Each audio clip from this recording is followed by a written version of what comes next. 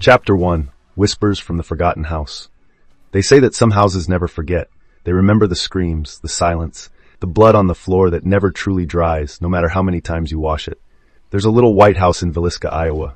Charming, small, like something out of a painting. But once you step inside, it breathes, and it remembers. June 10th, 1912. In a town where everyone knew everyone, where church bells rang on time and kids played in the streets until dusk, evil paid a visit, and it didn't knock.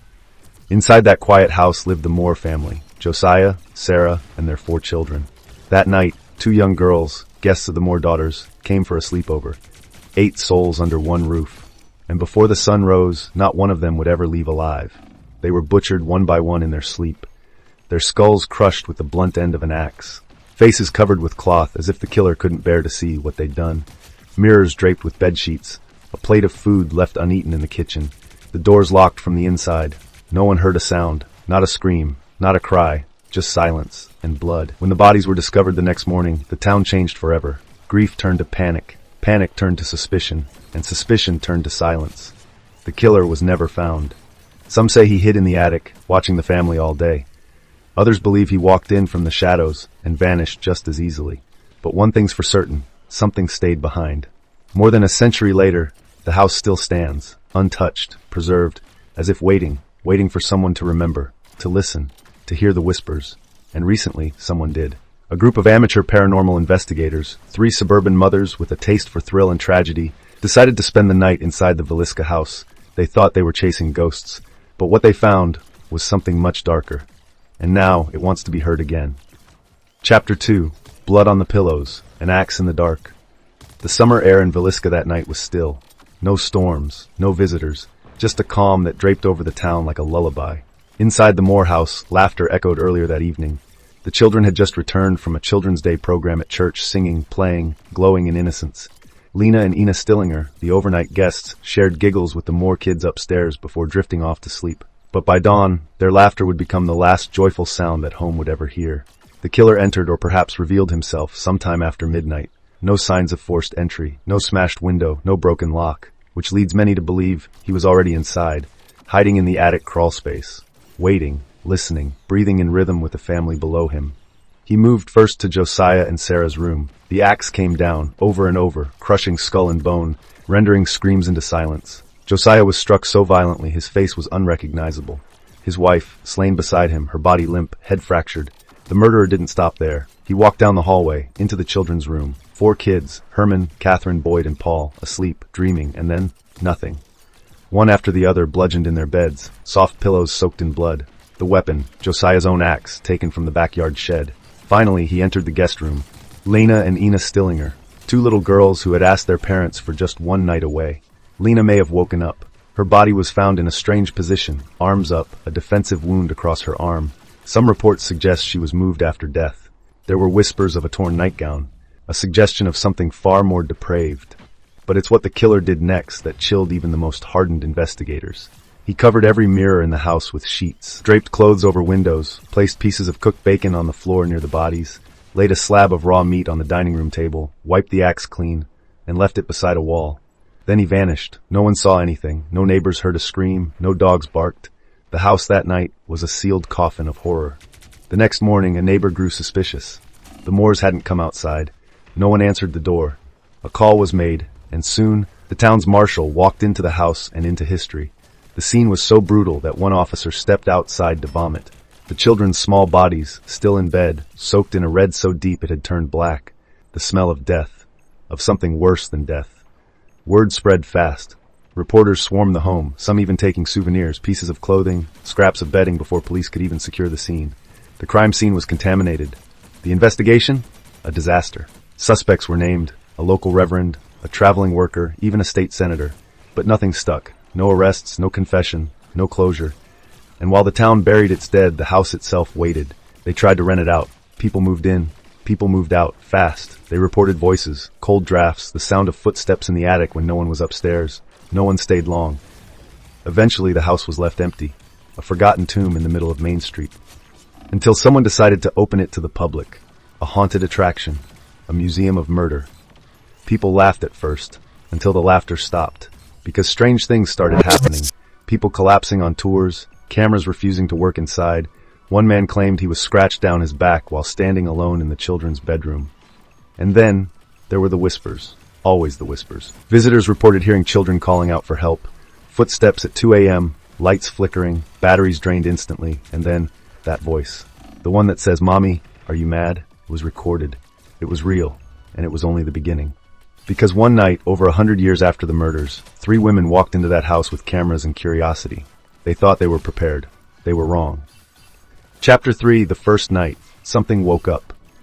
They called themselves the Spirit Sisters. 3 women in their late 30s, moms by day, ghost hunters by night. Emily, sharp-tongued and skeptical. Rachel, gentle, sensitive to energy.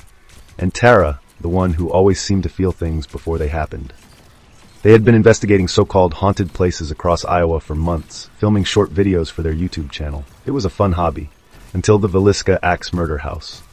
From the moment they pulled up to the property, Tara said her stomach turned. "I don't like the windows," she whispered. "They look like they're watching us." Rachel laughed it off, trying to keep things light. Emily rolled her eyes, but none of them could explain why the air grew colder the moment they stepped through the front door, despite it being mid-July. The house was small, creaky. Every footstep echoed. As they walked through the rooms, they whispered to their cameras, recording everything. Emily stood in the parents' bedroom, staring at the dented wall above the bed, where Josiah had been struck so violently, his blood stained the ceiling. "This is just history," she said confidently. "Stone doesn't hold memories. Wood doesn't remember pain." But Rachel was frozen in the hallway. "I hear breathing," she whispered. "There's someone upstairs." They paused the recording. Listened. Silence, then a soft thump. From the attic, Tara's voice cracked. That was not the wind. They climbed the narrow steps into the children's bedroom. Cold. So cold. One of their cameras shut off. Batteries fully drained. Emily tried to laugh. "Cheap tech," she muttered. Then came the whisper. It was faint. Raspy. A child's voice. "Why won't you help us?" Tara dropped her recorder. "No one said that," Rachel insisted. "None of us." They played the tape back. "Why won't you help us?" They moved to the attic. Dusty, cramped, nothing but old boards and shadows. That's when Tara screamed. On the wall, someone had drawn in black marker recently. A name. Lena, the name of one of the Stillinger girls.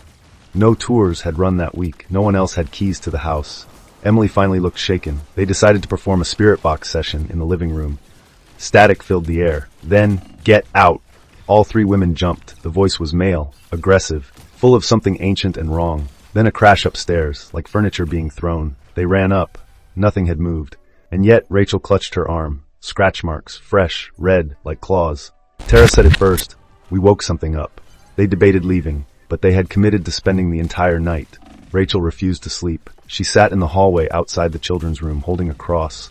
Tara tried to pray, but every time she closed her eyes, she said she heard giggling, but not the kind children make when they're happy. This laughter was hollow, twisted, and wet. Emily, despite her skepticism, whispered into the camera, "I don't think we're alone. I don't think we've ever been alone in this house." At exactly 3:12 a.m., all 3 of them heard it. A heavy breath, just behind them, and then the sound of the axe dragging across the floor. Chapter 4, The House Marks You. By sunrise, they thought they'd made it through the worst. But what none of them understood yet was this. In the Villisca house, survival is not the end. It's the beginning of being marked. Rachel was the first to notice the change. Back home, 2 days after they left the house, she started having dreams. Always the same. A hallway bathed in moonlight, the sound of a child sobbing behind a locked door, and something breathing, slow, deliberate, just inches from her neck. She tried ignoring it, told herself it was just residual fear. Trauma, maybe. But then her daughter woke up crying in the middle of the night. "Mommy," she said, "why was that boy standing in my room?" Rachel froze. "What boy?" Her daughter pointed to the corner, the one with no eyes. At the same time, Tara was experiencing her own haunting. At work, computers shut off when she walked into the room. Her phone dialed random numbers by itself at 3:12 a.m. One night, while brushing her teeth, she looked up into the mirror and saw a girl barefoot, in a torn white nightgown, standing behind her. When she turned around, the room was empty, but the mirror was fogged up with handprints, child-sized. Tara started sleeping with the lights on. Emily, though, denied everything. "We imagined it," she insisted. Ghosts don't follow you home. But she couldn't explain the nosebleeds, or the bruises forming on her thighs in perfect symmetrical lines, or why she started waking up with dried dirt under her fingernails. And then came the dream. In it, she was standing in the attic again. alone. Something moved behind her. Slow, wet. She couldn't turn around, couldn't scream. And then a whisper right against her ear, "You laughed at us." She jolted awake, her heart racing, and on the ceiling above her bed were those 3 words, smeared in something reddish-brown, "You brought it." That same day, Tara visited a priest. Not even Catholic, but desperate. She didn't even say where she had been. The priest looked at her for a long moment, then asked softly, "What happened in that house?" Tara cried. He performed a cleansing prayer, blessed her with holy water, told her she may have encountered something more than a ghost. Some houses, he said, aren't haunted by spirits. They're wounded, and wounds can get infected. Rachel, meanwhile, began documenting everything. Photos of handprints, audio recordings of whispers at night. But when she tried uploading them to their channel, the files become corrupted, one by one, until her entire hard drive was wiped. And then she found something that hadn't been there before. A note, slipped under her pillow, handwritten, childish, "Play with us again." She moved out of her house the next day. They stopped filming, took the channel down. No more spirit hunting. No more overnight investigations. They tried to pretend the Villisca house was a one-time nightmare, but the house remembered them. 2 months later, a journalist who had interviewed them for a paranormal blog was found dead, heart attack, at 31. His notes were never recovered. But the last message he sent to Emily said only, "That house is watching me." And then came the final straw. Tara disappeared. She had told Rachel the night before that she was going to try a solo session, to go back to the house one more time, to finish what they started, to apologize. She never came home. Police searched the Villisca house. It was locked from the outside. No signs of anyone inside. But in the attic, they found her phone, cracked, still recording. The final seconds were never released to the public. But Rachel, who was allowed to listen, said there was one sound that played before the feed went silent. The unmistakable squelch of metal slicing into flesh, and a child's voice saying, "Now you stay forever." Tara was never found, and since then no one spent the night in the Villisca Axe murder house without reporting something strange. Some say the house is a doorway, others a mouth that feeds. But one thing is certain, it doesn't forget you, and it doesn't let go. Chapter 5. 6 Spirits and the Man in the Hat. The house was never supposed to be sacred. It was wood and nails, dust and plaster. But something somewhere along the line decided to move in. And it wasn't alone. Paranormal investigators, mediums, and clergy who've dared enter the Villisca Axe murder house agree on one thing. There are multiple spirits inside. But they don't all belong to the victims. The children who were brutally murdered seem to linger. Some say they're trapped. Others say they're not children at all anymore. One psychic described it like this. They come to you in the form of scared little girls. But if you let them in, if you speak to them, they change. Their voices deepen. Their eyes go black, and they smile like they've been dead for centuries. Visitors report toys moving on their own in the children's room. A ball that rolls back against gravity. Dolls that blink. A closet door that slams shut if you say the name Lena. Rachel, one of the spirit sisters, once said, "It's like the house wants you to feel sorry for them, and then it uses that." But the most terrifying figure in the house isn't a child. He's a shadow, a presence, known only as the Man in the Hat. Some say he's the murderer. Others believe he's something much older, something that existed before the 1912 killings and used the violence to anchor itself. He appears in corners, in mirrors, in flashes of static. Eyewitnesses describe a tall figure in a wide-brimmed black hat, no face, sometimes glowing eyes, sometimes just a void. He doesn't speak, he watches, and when he appears, the house goes still. Dogs outside fall silent, air thickens, EMF readers spike, batteries die. An exorcist from Missouri once spent an hour inside the house alone. He claimed the Man in the Hat followed him room to room but never entered the attic. "He doesn't go up there," the priest said. "He doesn't have to. That's where the blood sleeps." But perhaps the most horrifying part, there are reports of people seeing the Man in the Hat weeks after leaving Villisca. He shows up in dreams, in reflections, in photos they never took. One woman said he stood at the edge of her bed every night for 7 days whispering one word over and over, "Confess." Confess what? No one knows. But theories abound. Some believe the 6 spirits are not just the victims, but also echoes of those who've died because of the house. Like echoes of pain and trauma that get reabsorbed into the structure, becoming part of the haunting. Others believe the Man in the Hat is a demonic entity, drawn to the original crime scene by the overwhelming evil, and once inside, he never left. A few even claim there's a 7th presence, one that can't be named, only felt. A primal coldness in the basement. A breathless pressure behind the attic door. Some say it's the true evil.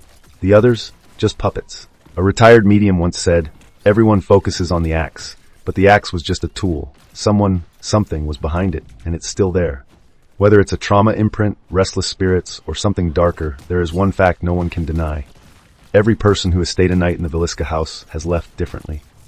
Some come back with scars, some with stories, and some don't come back at all. Chapter 6. The First Exorcism, Crossing the Line. They arrived just after sundown. The group stood in silence outside the Villisca house, the paint chipped and gray under the dying light. It didn't look haunted, it looked tired. But that's the thing about evil, it doesn't always show its teeth. Leading the team was Father Thomas Doyle, a man hardened by years of dealing with what the church calls persistent malevolent infestation. His hair was gray, his eyes darker. Some said he had been inside homes that bled through the walls. Others whispered he had failed, once. With him, Dr. Karen McNeil, a trauma psychologist from Des Moines who specialized in post-possession delusions. Eli Harper, local historian and skeptic. Maria Evans, a psychic medium who once claimed a spirit, followed her home from the house and stood over her bed for 12 nights. She had vowed never to return. But now, here she was, gripping her rosary like it might break in her hand. Before entering, Maria made one request. Seal the attic. Nail it shut if you have to. If it gets out during the rite, we don't walk out. They stepped inside. The house was still. Too still. No breeze. No distant creak of old wood. Even the wind outside seemed to die once the front door closed. Father Doyle began to work immediately, opening his black leather satchel and lighting a small censer. Frankincense filled the air. The prayers began, ancient Latin phrases spilling into the darkness like sacred smoke. Exorcizo te omni spiritus immundi, in nomine Dei Patris Omnipotentis. The words echoed unnaturally. The first 15 minutes were calm, but when they reached the children's bedroom, everything changed. The EMF meter in Dr. McNeil's hand spiked violently, jumping from green to red in seconds. Maria dropped to her knees. "They're here," she whispered. "They're watching us from the corners." In the far corner of the room, a small ball rolled slowly, and then reversed direction. Against gravity, against logic. The lights flickered. A cold rush swept through the room. "Someone's whispering," Eli said. I heard my name, but no one had spoken. Father Doyle pressed on, now louder, more forceful. "In nomine Iesu Christi, impero tibi, desede spiritus immundi." In the name of Jesus Christ, I command you, depart, unclean spirit. They moved room to room. The tension in the air grew thick, like walking through fog. In the kitchen, the cupboard doors opened simultaneously. In the bathroom, the mirror cracked from the inside. But the attic, that's where everything went wrong. Despite Maria's warning, Father Doyle insisted the rite must be completed in every room, even there. The moment the attic door creaked open, the house groaned. A low, guttural moan as if the very frame of the building resented them. They climbed slowly, flashlights in hand. The moment they stepped inside, the air changed. It was freezing. Their breaths puffed in front of them. "It's darker in here," Eli said. "I can't see the back wall." But they were only a few steps in. The attic wasn't that big. Father Doyle continued the prayers. The crucifix in his hand began to vibrate and shake violently. Then came the scream. Maria dropped to the floor, clutching her head. "Stop it! It's in my mind to get it out!" Then the attic door slammed shut behind them. The flashlight beams danced wildly, and then, all at once, total darkness. Every device failed. Phones died. The EMF meter shattered from impact. Then, a voice. Low. Ancient. Not human. "You don't belong here, priest." And then another voice. High-pitched, distorted, childlike. "We told you to leave." Father Doyle raised his voice, now shaking. "I command you, through Christ who has conquered death, show yourself." From the far corner, something moved. A figure. Tall. Too tall. Wearing a wide-brimmed hat. Limbs that bent the wrong way. Its face, if there was one, was a void. A distortion in reality itself. Dr. McNeil screamed and dropped her notes. Eli staggered backward and hit the wall. Maria's rosary beads snapped in her hands, beads scattering across the floor like bones.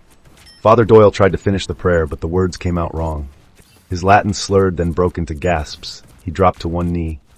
The attic seemed to pulse. The walls breathed, then silence. And the attic door creaked open on its own. They fled. On the front lawn, Eli vomited. Dr. McNeil was crying. Maria was silent, her eyes locked on something no one else could see. Father Doyle stared back at the house. His hands trembled.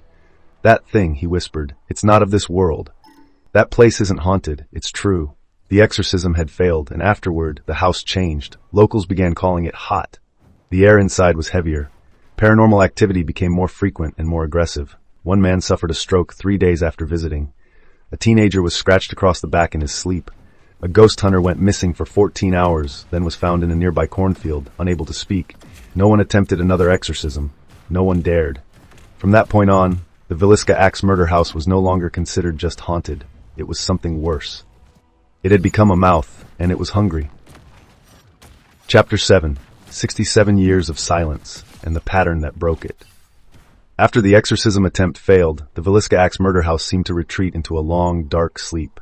For decades, 67 years, to be exact, there were no major incidents reported. No screams in the night, no flashing lights or moving objects, just silence. But silence in a place like that is never peaceful. Local townspeople whispered that the house was like a closed tomb, sealed off not only by wood and nails, but by an unseen force no one dared to challenge. Stories faded into the realm of rumor, and eventually, the house was largely forgotten, just an old relic with a grisly past. That was until the early 2000s when something began to stir again. It started with the Thompsons, a young family who moved in quietly, hoping for a fresh start. They were unaware of the house's true history, only the occasional old newspaper clipping about the Axe murders that they thought was decades-old news. But from their first night, things were off. The children, 8-year-old Emily and 6-year-old Jacob, began complaining about a man in a black hat watching them from the shadows. "He stands by the window," Emily told her mother, "but when I look, he disappears." Jacob started waking up screaming every night, pointing at the ceiling, saying, "He's coming down to get me." Mrs. Thompson dismissed the stories as childish nightmares until she found deep gouges scratched into the walls of their bedroom. Scratch marks, unlike anything a child could make. More alarming were the bloody footprints that appeared on the living room floor one morning. They seemed to trail from the attic stairs. But when the family went to investigate, the footprints vanished as if swallowed by the floorboards. Unexplainable cold spots grew colder, making breathing difficult in certain parts of the house. Neighbors reported hearing loud banging noises, like something heavy being dropped repeatedly. When the Thompsons called a local priest for a blessing, even he refused to enter. "I won't cross that threshold without backup," he said grimly. Word spread quickly, and the house once again became the epicenter of fear. A local paranormal investigator, Mark Benson, took an interest. Mark had studied the house for years, but had never dared to spend a full night inside until the Thompsons' ordeal pushed him over the edge. On his first visit, his equipment malfunctioned. Cameras stopped recording. His voice recorder caught whispers in a language no one could identify. Over the next several months, Mark documented strange phenomena. Sudden drops in temperature that made his breath visible inside the house even during summer. Apparitions of a faceless man in a black hat, appearing and disappearing at will. Objects moving without cause. Electrical interference that would knock out power in the entire neighborhood for minutes at a time. More disturbing was a pattern Mark discovered. He found old, hidden writings scratched into the attic floor, symbols that matched occult markings used in early 20th century dark rituals. Research showed that the Villisca house had been built on what was once believed to be a Native American burial ground, a fact locals avoided mentioning. Mark theorized that the evil presence wasn't just the spirits of the murdered family, but something far older, something awakened by the violent deaths and the failed exorcism years earlier. The house had become a gateway, a dark nexus where pain, death, and supernatural forces converged. The longer Mark stayed inside, the more his health deteriorated. He began suffering from unexplained bruises that appeared overnight, nightmares so vivid they felt like memories, a growing paranoia that someone or something was watching his every move. Eventually, Mark refused to return, warning others to stay far away. Yet, despite the warnings, every year, thrill seekers, ghost hunters, and the curious tried their luck. Many returned shaken, some vanished without a trace. The house's legend grew darker. It was no longer just the scene of a gruesome massacre. It was a place where time and reality warped, where the boundary between life and death thinned dangerously. And the presence inside? It was waiting for the next victim. Chapter 8. The Awakening. When the Darkness Spreads. The years following Mark Benson's retreat from the Villisca Axe murder house marked the beginning of what locals now call the Awakening, a surge in paranormal activity so intense that the small town was shaken to its core. It started subtly at first. Neighbors reported strange sightings, shadowy figures lurking near windows, distant screams echoing through the night, and pets refusing to enter the property, growling ferociously at invisible threats. One elderly woman, Mrs. Agnes Carter, who lived directly across the street, claimed that every night at precisely 3:13 a.m., she saw a faint, flickering light coming from the attic window. She described the light as cold, like the glow of a dying star. More disturbingly, she said she could hear whispers, not human voices, but guttural, unnatural sounds that seemed to seep through the walls. The town's police department reluctantly opened a case after multiple break-ins were reported at the property. No valuables were stolen, But the break-ins always ended with the intruders fleeing in terror, screaming about something that wasn't alive chasing them.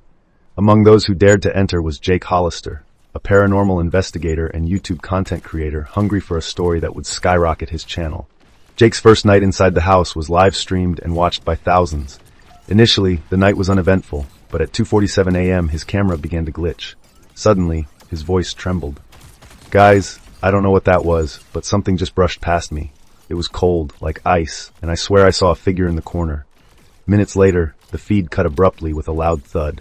The camera was found the next day, shattered near the back porch. Jake was never seen again. His disappearance sparked a wave of fear and fascination. Soon after, reports surfaced of people who had been near the house suffering from unexplainable injuries, deep scratches across their backs, broken bones without cause, and a growing sense of being watched. Local legends began to merge with new tales of a black-hatted figure who could warp reality, drag victims into shadowy realms, and feed on their fear. In the following months, paranormal groups from across the country arrived to investigate. One team, armed with state-of-the-art equipment, recorded terrifying evidence. Voices speaking in unknown languages, sometimes chanting, sometimes pleading. Sudden temperature drops below freezing, even in midsummer. Apparitions of children laughing eerily before vanishing. A video captured what looked like a hand twisted and malformed emerging from the attic wall, only to dissolve into mist. But with every investigation, the house seemed to grow stronger, its malevolent energy feeding off the intrusions. Several investigators reported experiencing visions of the original murders. They saw the axe-wielding killer stalking the house, heard the desperate cries of the victims, and felt the overwhelming sorrow and rage that had been embedded into the walls. One paranormal researcher, Dr. Lena Foster, wrote in her journal, "This house is a wound, a tear in the fabric of reality where past and present collide. We are not just facing restless spirits, but a force that transcends death itself." Local authorities, overwhelmed and fearing for public safety, finally declared the property off-limits. Yet despite the warnings and the fence around the property, trespassers kept coming, drawn by morbid curiosity or darker impulses. And with each trespass, the darkness spread. People who lived nearby reported strange occurrences, objects moving on their own, shadows darting in peripheral vision, and an oppressive feeling of dread that settled like a storm cloud over the neighborhood. The once quiet town became a place of whispered fears and sleepless nights. The Villisca Axe murder house had awakened, and now its hunger was insatiable. Chapter 9. The Aftermath and the Court Trial. As the darkness inside the Villisca Axe murder house grew more aggressive, the community's fear turned to desperation. The house had become a symbol of terror, a scar on the town's conscience that no one wanted to face but everyone feared to ignore. After multiple disappearances, injuries, and inexplicable events linked to the house, the local government finally decided to act. The city council filed a lawsuit to seize the property on grounds of public safety. They wanted to demolish the house and erase its horrific legacy once and for all. But the owner at the time, a reclusive man named Harold Briggs, refused to sell or abandon the property. Harold was an enigmatic figure. Some said he was drawn to the house's darkness, others believed he was trying to contain it. The court trial became a media spectacle, attracting attention from paranormal enthusiasts, skeptics, and the general public alike. During the trial, testimonies poured in. Witnesses spoke of ghostly sightings, violent poltergeist activity, and personal tragedies linked to the house. Harold's attorney argued that the house was private property and that any paranormal claims were unsubstantiated and should not affect ownership rights. But the prosecution brought in expert witnesses, including Dr. Lena Foster, the paranormal researcher who had studied the house extensively. Dr. Foster's testimony was chilling. She described the house as a supernatural hazard, a nexus of evil energy that posed a real threat to anyone nearby. She showed photographs and recordings capturing strange lights, unexplained shadows, and voices caught on audio devices. The defense tried to discredit the evidence as fabrications or optical illusions, but the court remained unconvinced. Amid the proceedings, strange incidents continued. Court officials reported flickering lights and cold drafts in the courthouse, and Harold claimed he heard whispers calling his name during the hearings. The trial dragged on for months, but eventually, the judge ruled in favor of the city, ordering the house to be condemned and scheduled for demolition. However, before demolition could begin, a sudden and mysterious fire broke out, engulfing the house in flames. The fire was so intense that it destroyed much of the structure within hours. Investigation revealed no clear cause for the blaze, no evidence of arson, no electrical faults, just an inexplicable inferno that seemed to consume the evil within.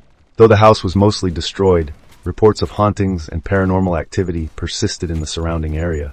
Many believe that the dark energy was never fully contained or destroyed, only released to roam free. To this day, the land where the Villisca Axe murder house once stood remains vacant, untouched, and avoided by locals. The town has tried to move on, but the shadow of that horrific night in 1912 and the dark events that followed continue to haunt its streets and its people. For those who dare to remember, the Villisca Axe murder house is a grim reminder that some evils never truly die. They only wait in the darkness, hungry for the next soul. Chapter 10. Legacy and Warnings. What the Villisca House Teaches Us. The Villisca Axe murder house may have been reduced to ashes, but its story refuses to fade away. For over a century, it has been a symbol of unspeakable horror, a nexus where human violence and supernatural darkness intertwine, reminding us that some evils are far deeper than flesh and blood. After the fire, many expected the hauntings to cease, but the truth is far more unsettling. Reports continue to emerge from locals and visitors alike describing strange noises echoing on still nights, unseen hands brushing against their skin, sudden chills that freeze the blood in their veins, shadowy figures glimpsed from the corner of the eye. Many paranormal experts warn that the house's evil was never destroyed, only displaced, its malevolent force now free to seep into the surrounding land and minds. But what is the lesson here? Why does this tragedy still grip our imaginations and our deepest fears? Some say it's a warning about the consequences of unchecked violence and the darkness we bury within ourselves. Others believe it's a testament to the thin veil between our world and something far darker lurking beyond. Whatever the truth, the Villisca Axe murder house teaches us this. There are places touched by darkness so profound that normal laws no longer apply. Places where pain, rage, and death echo eternally. Places where the past is never truly past and the present is forever haunted. For those who feel drawn to the macabre, the thrill of exploring such sites must be tempered by respect and caution. Curiosity can invite danger when we cross into realms we do not understand. Today, the land where the house stood is fenced off and under quiet watch, but the stories live on in whispered conversations, ghost tours, and chilling legends told around campfires. The Villisca Axe murder house is more than a story of a grisly crime. It is a chilling reminder of how darkness can linger long after the last scream fades. It warns us that some doors once opened can never be closed, and some evil, once unleashed, never truly sleeps. As we end this journey into one of America's most haunted places, remember this: respect the past, fear the shadows, and above all, beware what waits in the silence of the night. Thank you for joining me on this dark journey into the shadows of the Villisca Axe murder house. If this story sent chills down your spine and left you wondering what lurks just beyond the veil of our reality, don't forget to hit that like button, subscribe, and ring the notification bell, because here, the darkest secrets are just waiting to be uncovered. Have you ever felt something watching you when you were alone? Or experienced something you couldn't explain? Share your stories in the comments. Let's see who's brave enough to confront the unknown. Remember, some doors once opened can never be closed. So tread carefully and beware the shadows, because you never know what's waiting in the silence. Until next time, stay curious, stay cautious, and above all, stay alive.